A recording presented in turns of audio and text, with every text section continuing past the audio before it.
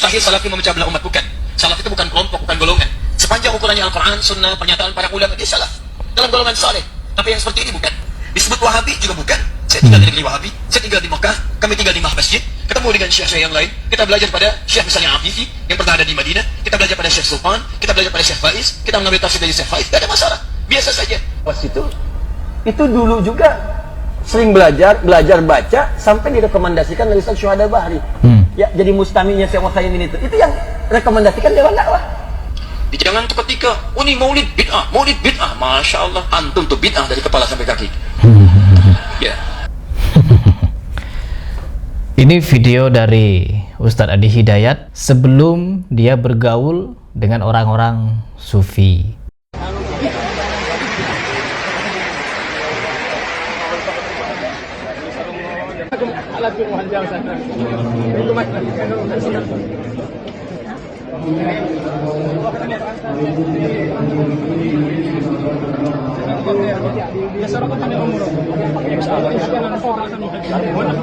Ada teks di bawah. وأدخلني في واحد من تلاميذه تمام أدخلنا في واحد من تلاميذه Ya, Habib Anis minta supaya dia dimasukkan dalam santrinya Ustaz Andi Hidayat. Jadi kan saya sebagai santri antum, terima kasih atas semua kontribusi antum buat umat, buat muslimin muslimat ini, jagain kami semua. Terima kasih kami Sebelum dia masuk ke ranah para habaib, sebelum jadi mukibin mungkin pernah berada di sisi orang-orang yang dituduh-tuduh Wahabi, teman-teman. Tapi semakin kesini kita bisa saksikan perubahan beliau yang secara signifikan. Ternyata setelah dia dewasa, katanya ingin memperkenalkan ajaran NU di tengah-tengah Muhammadiyah. Dan kali ini dari video saya yang ini, tapi yang merespon adalah para jemaahnya. Mungkin para mukibinnya banyak, teman-teman. Kemarin sudah saya paparkan dari video-video saya sebelumnya, ajakan bertemu kepada Ustadz Adi Hidayat, belum ada jawaban sama sekali. Tapi mukibinnya sangat-sangat banyak mend-DM saya. Dan kita lihat, karena rata-rata kan mukibin Adi Hidayat ini juga mukibin Habib. Sedangkan Habibnya rata-rata ya seperti ini. Ayo, unyil, gua kepret masuk kuburan lu. Ini gurunya, bagaimana dengan muridnya? Seperti ini. Itu orang pantas disebut apa? Anjing, saudara. Babi itu orang. Biadab itu orang. Dan ada muridnya juga yang lain, yang seperti ini. Man Rabbuka? Apa jawabannya? Habib Abdullah Al-Haddad. Waduh. Jadi memang membual, membodohi, membingungkan umat, bahkan menyesatkan umat, bahkan membuat akhlak umat seperti mereka, ucapannya suka kotor, kasar. Itu sudah lumrah, ya. Kita lihat komentaran dari mukibinnya Ustadz Adi Hidayat, yang dimana menyerang Heri Pras dengan kata-kata yang mencerminkan bagaimana didikan mereka, karena kan rata-rata mereka nyentri. Coba kita baca. Namanya Khairul Ramadan, teman-teman. Jadi Ramadan yang sangat-sangat baik, sangat-sangat bagus. Jadi khair itu kan bagus, baiklah artinya, good.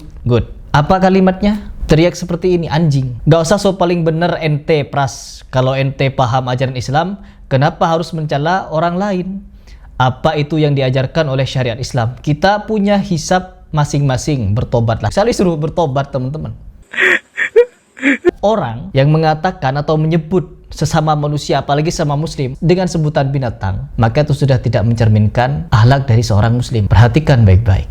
Berikutnya, Agung, namanya Agung. Perhatikan kalimatnya, teman-teman. Perhatikan kalimatnya. Masih tolol, sok banyak ilmu. Ini rata-rata kan muhibbinnya Adi Hidayat, muhibbinnya Habib. Ya seperti ini bahasanya. Lanjut berikutnya. Tuh, perhatikan. Namanya Permana, ya. Arya Permana. Perhatikan bahasanya. Lu bawa keluarga lu masuk neraka.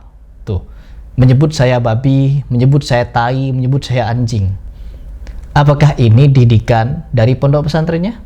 Ketika kita mengkritik secara ilmiah bahwa apa yang disampaikan oleh Habib Bahar, Habib Rizik Syihab, Habib Ali Jindan, Habib ini, Habib Fulan, Habib Adi Hidayat, kita mengkritik itu secara ilmiah. Tapi teriakan mereka kepada saya ya seperti ini. Muhibbin wali Allah yang dimana keilmuannya, pendidikannya sampai kepada Nabi Sallallahu Alaihi Wasallam. Apakah seperti ini pendidikan dari Nabi Sallallahu Alaihi Wasallam?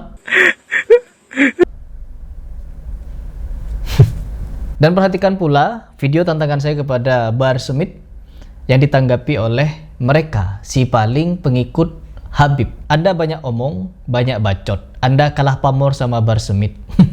Harry Pras kalah pamor katanya sama Bahar Smith. Bahar Smithnya yang kalah mental kepada saya, ya. Kan dia pemberani. Ditantang sama Kori, datang ke Kresek. Ditantang sama Andi Rompas, datang ke Minahasa. Ditantang Harry Pras yang deket-deketan, nggak berani Baharnya. Kalah pamor katanya. Pamor apa? Pamor silat.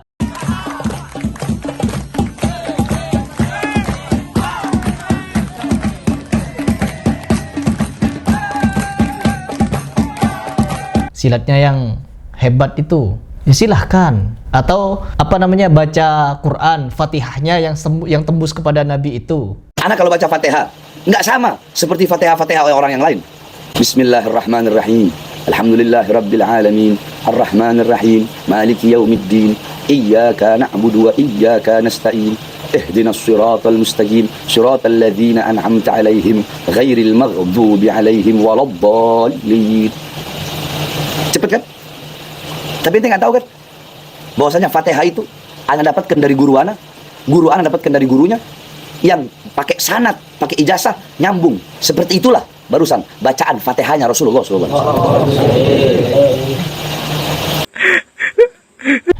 Pamor apa? Siapa yang Anda sembah? NU apa gimana? Banyak omong kau. Tuh, perhatikan bahasanya teman-teman. Ya rata-rata seperti ini mereka. Bahasanya perhatikan.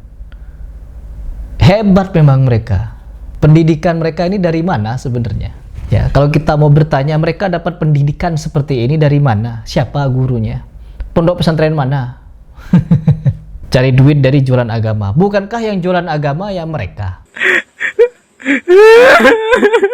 Apa ketawa-tawa apa? Bukankah yang jualan agama yang selalu saya bahas? Dalam Muhammad rokok bekas Habib berapa? Rokok bekas Habib berapa? 5 berapa? 400.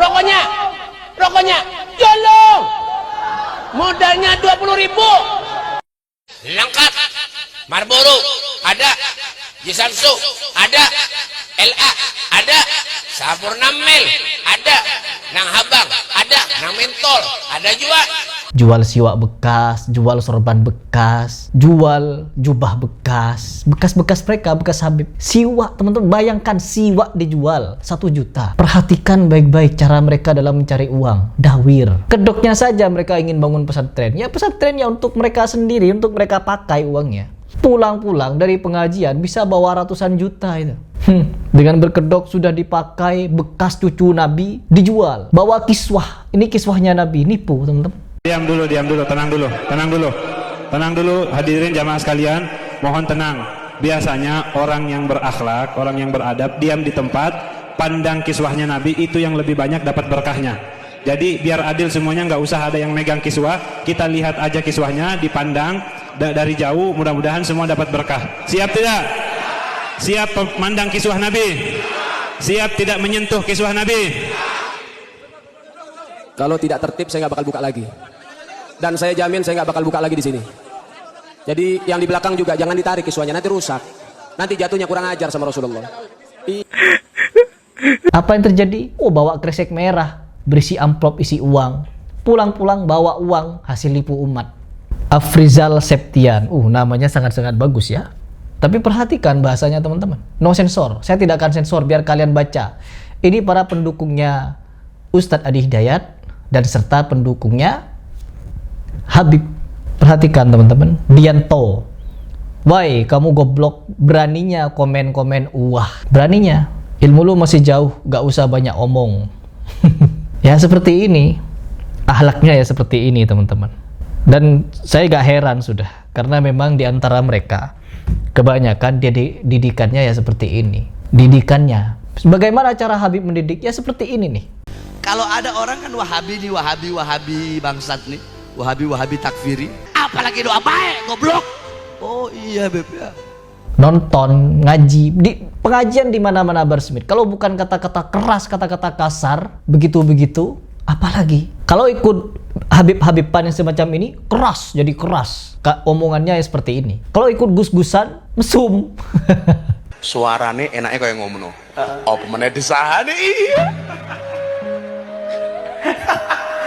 Kalau bukan mesum, berfatwa yang aneh-aneh. Muhammadiyah, kalau di Muhammadiyah rokok haram, di NU wajib. Nek Muhammadiyah utut haram, NU wajib. Nah. Jadi wajib teman-teman, bukan sunnah lagi. Perhatikan cara mereka mempermainkan agama ini. Dan umat masih terhipnotis dengan mereka.